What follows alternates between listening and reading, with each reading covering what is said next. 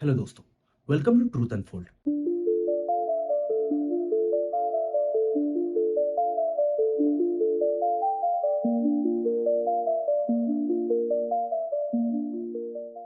Facebook, Apple, Google, Microsoft इन जैसे बड़ी कंपनियों के सीईओ और यूनाइटेड स्टेट ऑफ अमेरिका के प्रेसिडेंट मिस्टर डोनाल्ड ट्रंप इन लोगों के मीटिंग का वीडियो 4 सितंबर 2025 को सोशल मीडिया पर आता है और इंडिया में हड़कंप मच जाता है।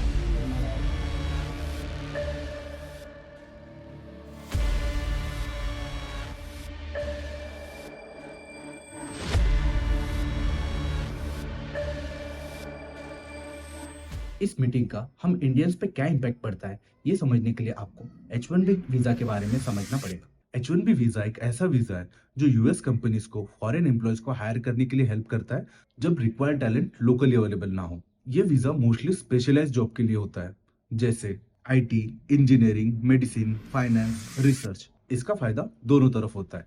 कंपनीज को टैलेंटेड एम्प्लॉयज मिल जाता है और उन एम्प्लॉयज को यूएस में काम करने का एक्सपीरियंस मिल जाता है, जो उनके होम कंट्री के कंपैरिजन में काफी ज्यादा होता है।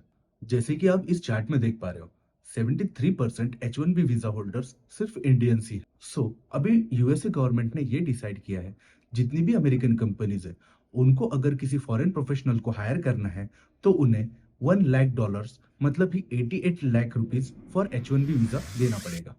ट्रंप ने पॉलिसी में चेंज करने से पहले H1B visa mostly company sponsor करती थी। फी बहुत कम थी, जैसे $1000, जिससे कंपनी हजारों में एप्लीकेशन भेज देती थी। इसलिए यूएस के most of entry level jobs Indian से ही भर जाते थे। अब ट्रंप ने फीस बढ़ा दी। हर एप्लीकेशन पे अब $1 लाख यानी कि 88 लाख रुपीस देने पड़ेंगे। मतलब कंपनी अब सिर्फ उन्हीं कैंडिडेट के लिए H1B अप्लाई करेगी जिनकी स्किल बहुत इंपॉर्टेंट और रेयर है। इसका इम्पैक्ट ये होगा कि स्मॉल कंपनी अभी ये इतनी बड़ी फीस अफोर्ड नहीं कर पाएंगे एंड वो फॉरेन वर्कर को स्पॉन्सर करना बंद कर देगी।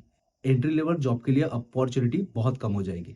पर सडनली ये वीजा पॉलिसी में चेंज क्यों हुआ? पहले आप हॉवर्ड लुटनिक का ये ट्वीट देख लीजिए। उन्हें ये कंसर्न है कि यूएस एम्प्लॉयज के जॉब छीन के सस्ती लेबर जैसे फॉरेन एम्प्लॉयज को दी जा रही है, जिसके कारण यूएस में एम्प्लॉयमेंट रेट गिर रहा है। पर इसका सबसे ज्यादा इम्पैक्ट इंडियंस पे होगा। क्यों? क्योंकि इंडियंस ही सबसे ज्यादा H1B वीजा होल्डर्स है। अब नेक्स्ट डे यूएस के प्रेस सेक्रेटरी से ये अपडेट आता है कि ये किसी भी ओल्ड वीजा होल्डर के लिए या फिर रिन्यूअल्स के लिए या फिर फिलहाल हुए हुए 2025 के लॉटरी साइकिल पर लागू नहीं होगा। ये सिर्फ न्यू अप्लाइज जैसे अपकमिंग लॉटरी साइकिल 2026 से लागू होगा। ये लेटेस्ट अपडेट सुन के कुछ लोगों के मिक्स्ड ओपिनियन है, जैसे अच्छा है, इंडिया का टैलेंट इंडिया के पास में ही रहेगा, इंडिया की स्किल लेबर इंडिया के पास रहेगी। पर इस टैलेंट को इंडिया में जगह भी है क्या, कि सिर्फ टैक्स भरना है, वो भी जीरो फैसिलिटीज के लिए? पर एक वीजा के लिए 88 लाख रुपीस, ये कोई सुनने में थोड़ा वसूली टाइप नहीं लग रहा है? पर नहीं दोस्तों, ये कोई वसूली नहीं है। एम्प्लॉयमेंट रेट बढ़ाने के लिए जो बन सकता है वो कर रहे हैं। पर अपने इंडिया का क्या? अपने इंडिया का एम्प्लॉयमेंट क्या है?